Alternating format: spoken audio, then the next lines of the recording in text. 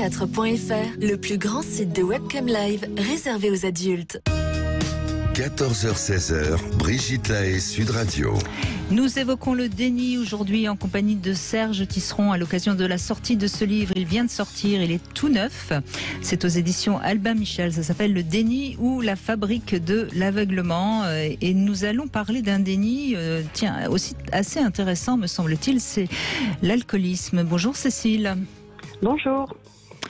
Alors allez-y, on vous écoute. C'est votre mari qui a été alcoolique pendant des années. Oui, je l'ai connu en 94, on s'est mariés en 96. Et déjà, on avait fait une fête une fois chez ses parents. Et quand j'étais descendue le matin, il m'avait dit, et alors, comment va Olivier, tout ça? Je lui ai dit, il dort encore, parce que hier, il a fait une petite soirée, il était un peu éméché. Et là, son papa m'avait regardé en me disant, comment ça, vous dites que mon fils a bu? J'étais là, on avait 25 ans, je sais pas, oui, et en fait, il était déjà dans le déni, comme parlait votre invité Serge tout à l'heure, parlait du déni de la famille. Et déjà, j'aurais pas dû me méfier, mais voilà. En 2009 à peu près, j'ai commencé à me rendre compte qu'il allait pas bien, qu'il se cachait, qu'il me mentait en fait beaucoup. Je savais pas ce qui se cachait encore, mais il me mentait beaucoup. Et puis j'ai découvert. Alors c'est intéressant ce que vous dites, parce que vous dites il me mentait beaucoup. Et c'est là où on peut se poser la question. Est-ce qu'il était dans le déni de son alcoolisme? Et à ce moment-là, on ne peut pas dire qu'il vous mentait, puisque, vous voyez ce que je veux dire? Oui. Ou est-ce qu'il était conscient qu'il buvait trop et il vous mentait parce qu'il avait honte de reconnaître son alcoolisme? Vous voyez la différence? Vous êtes d'accord, Serge Tisseron? Oui. Le grand problème de l'alcoolique, c'est que quand vous ne le prenez pas un verre à la main, il est sobre. Il vous dira je ne bois pas, mais quand il vous le dit, il le croira. Si vous voulez, j'ai longtemps travaillé sur les secrets de famille et tout. Le déni, c'est un secret qu'on s'oppose à soi-même. C'est-à-dire qu'on est capable, au moment où où un alcoolique dit je ne bois pas, il le croit. C'est-à-dire, il le croit parce qu'il s'en convainc lui-même. Et donc, quand il se met à boire, il est un autre, et après, il peut regretter en disant, ça y est, je ne recommencerai plus, c'est plus possible, voilà. Et puis, quand il n'a pas bu, il dit, la main sur le cœur, qu'il ne boit pas, et il y croit. Vous voyez? Donc, je dis pas ça je dis ça simplement pour que vous portiez un regard différent sur ce qu'il pouvait dire. C'est-à-dire que c'était pas forcément mal intentionné à votre égard, c'était qu'il était dans le déni, justement. Il n'était pas dans le mensonge pour vous opposer, pour vous faire croire quelque chose dont il savait que c'était faux, mais il était lui-même dans le déni du fait que régulièrement il était alcoolique, et quand il ne buvait pas, il était convaincu qu'il ne l'était pas. Ce qui est d'autant plus difficile de lui faire prendre conscience qu'il est alcoolique, puisqu'il est dans le déni. Exactement. Et c'est exactement ça. C'est-à-dire qu'il me mentait pour plein d'autres choses, je l'ai vu sur plein d'autres choses, mais par contre quand on parlait de l'alcool, il était hyper franc, quoi. Jamais j'aurais mis sa parole en doute. Oui. Et c'est pour ça que j'ai mis un temps infini, bien sûr, déjà à me rendre compte qu'il buvait, et surtout à faire le lien entre le comportement qu'il avait et la boisson. J'associais pas les deux. C'est-à-dire qu'il rentrait le soir, il y avait une terreur, une ambiance terrible. Il pouvait partir dans des colères, et il m'a jamais frappé, mais alors il a frappé tous les meubles de la maison. Il rentrait dans des colères pas possibles.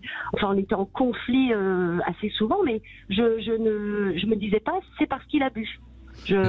C'était pas vraiment ça m'a pas sauté au visage, mais ça a mis.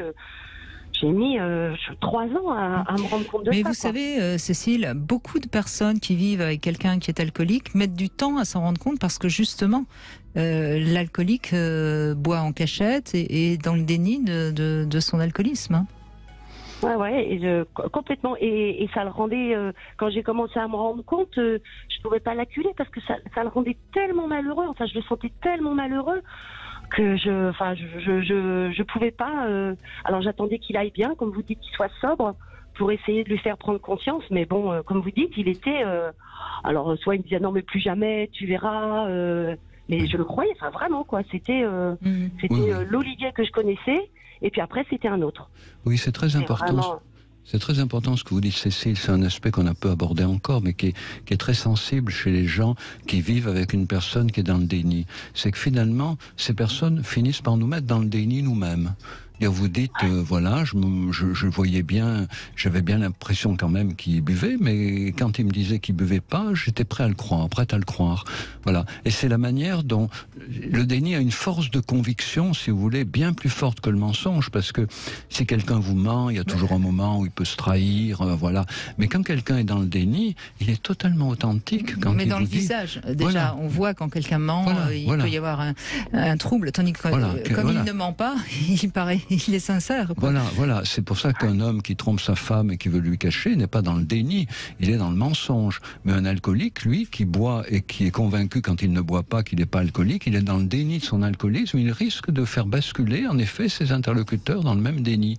C'est très très difficile de rester lucide dans ces situations. C'est pour ça, comme j'évoquais tout à l'heure, que l'avis de tiers qui peuvent être extérieurs est tellement précieux, parce qu'ils ne sont pas pris dans la même logique affective que celle dans laquelle on est. Être amoureux de quelqu'un qui est dans le déni, c'est toujours courir le risque de partager son déni à un moment ou à un autre.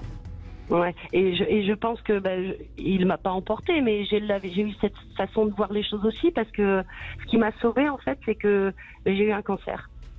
Et un cancer du côlon, en plus à 37 ans. Enfin, c'était les médecins me disaient mais c'est pas possible, une fille à 37 ans, c'est pas. Oui, c'est étonnant, oui. Voilà, ce qui m'a fait prendre conscience, je me suis dit mais si j'arrive à m'en sortir de ça, je peux me sortir d'autres choses. C'est une alerte, quoi. Enfin, déjà je me disais bon, c'est pas mes enfants, c'est moi, donc je vais me sortir de ça. Et puis après, et j'ai commencé à lui dire je peux pas m'enfoncer avec toi en fait. Je peux pas partir avec toi. Je peux pas. Je vais t'obliger de te lâcher, et je l'ai quitté en 2014 et il est décédé en 2016. Oui, c'est intéressant parce que vous avez subi un drame, parce qu'un cancer c'est un drame. Là, vous n'avez pas été dans le déni, vous en avez fait quelque chose. Bravo. Bon, j'ai mis un petit peu de temps, c'est mon médecin qui m'a rappelé 2-3 fois en me disant faut absolument que vous veniez là parce que ça va pas du tout.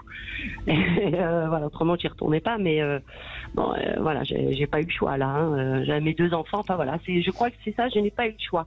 Je me suis, alors qu'avant, j'avais encore. Si je calcule bien, ça fait presque 10 ans, donc on peut penser que vous êtes sorti d'affaires.